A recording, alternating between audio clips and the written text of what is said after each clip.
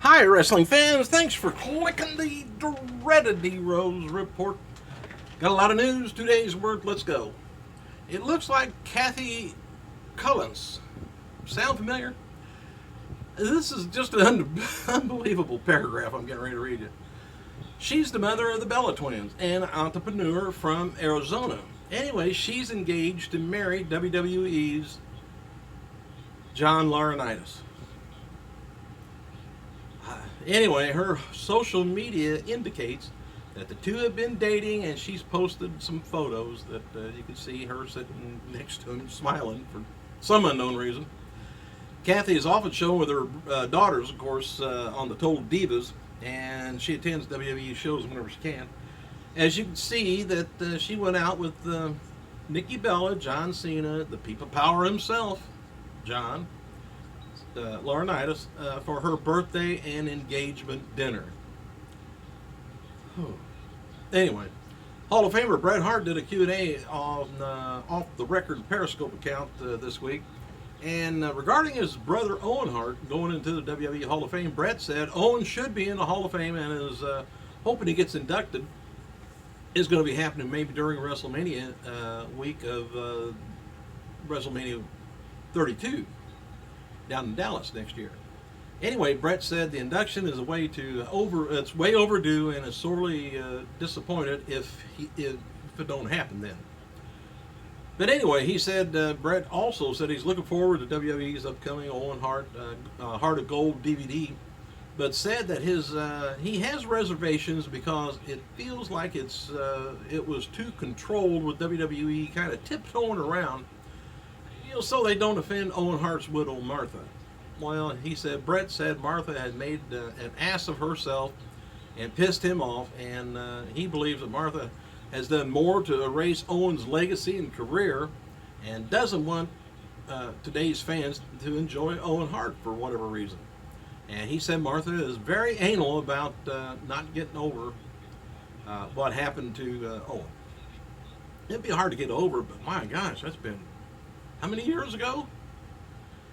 Bret later on said if Owen isn't inducted this year, he won't attend another Hall of Fame ceremony until he and Jim the Anvil Neidhart are inducted as a tag team, the Hart Foundation. And he also added that he hopes WWE inducts the whole Hart Foundation next year in Dallas. Himself would be Owen, Anvil, Brian Pillman, and British Bulldog. Also, reports resurfaced about that Liev Schreiber playing Chris Benoit in Crossface movie. Well, anyway, in an update, one of the producers told the Observer that this week Liev's not going to be playing Benoit in the movie, but the movie's still going to happen. And as noted, that Matt Randazzo Ring of Hell book is what it's based off of, and we'll see whenever that happens. It's been talked about for years and years. Former TNA star Jesse Neal, who has brought TNA's Tribute to the Troops 1 year as a guest, he was brought in 1 year for a guest, announced his retirement on August 29th at an In Your Face wrestling show. Neal announced his retirement in the past, though, but he's married to indie wrestler Brittany Savage, and they have a child, and he cut back on a lot of indie dates when his daughter was born last year. Fox is reportedly working on a TV drama based on pro wrestling. The program is currently under development, just doing some script revisions and stuff. Won't give you out any information yet. All right. Oh, it's based on a. Well, I guess it's going to be on 59. Just says on Fox. That's the Fox affiliate around here. TNA announcer Josh Matthews, a TNA knockout, Mason Rain, you know who that is. They were married in Nashville last week. TNA executive John Gabrick wished them the best a few weeks ago in a tweet. Noted that TNA, do you think TNA is going to morph into GFW? I don't know what's going to happen with it. Anyway, TNA and GFW's feud will peak in 2 weeks on Impact, and in a lethal lockdown with Dixie Carter and Jeff Jarrett's company shares on the line, by the way. To bring you up to speed, the feud There's some videos this past week that led to the lethal lockdown being made. You can check that out online too. And regarding Dr. Chris Annan's defamation lawsuit against CM Punk and Colt Cabana for their comments on Colt's Art of Wrestling podcast last year, their lawyers recently filed a motion to have the case thrown out, claiming that Colt was acting as a member of the media during that interview and that Punk never specifically stated who the doctor was that mistreated him. And there was actually two references to Annan in the interview, but he was never specifically suspicious. He wasn't directly mentioned in connection with the staph infection that Punk talked about. Punk referred to Doc that attended him, but didn't mention his name. And regarding the motion to dismiss, the judge ruled that the case will continue and order both sides to go to discovery, which is a pretrial motion to gather evidence, get it together, exchange it with each other, do whatever you got to do. All right, today's news. SmackDown ranked about number 2 in non-sporting events for the night, right behind Big Brother. In fact, their tweets was down quite a bit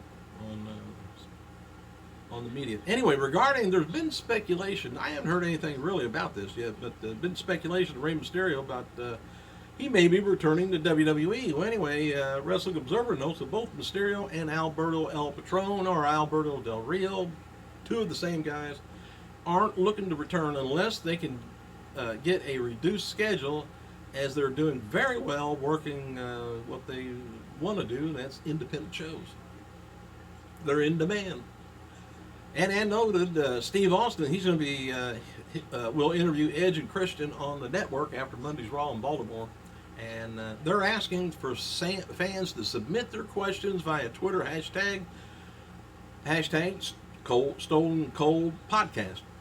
You should be able to remember that. And Paul Heyman's Hustle is teaming with GameStop. This is great here. My gosh, this is a good deal. He's teaming with GameStop and WWE 2K16 to send fans to WrestleMania 32 next year. The details are on a video that's online too. I've got it over on our Diamond Dan Facebook page. Anyway, the winner of the sweepstakes will receive 4 tickets to WrestleMania. That's a hell of a savings there. Don't know whether you're going to be nosebleed and what. But you also get airfare, you get hotel, you get $1,000 spending cash plus transportation to and from the airport and hotel. Babysitting. Hell of a deal. And WWE's website's got a new t-shirt, Rise of the Vigilance Stings t-shirt.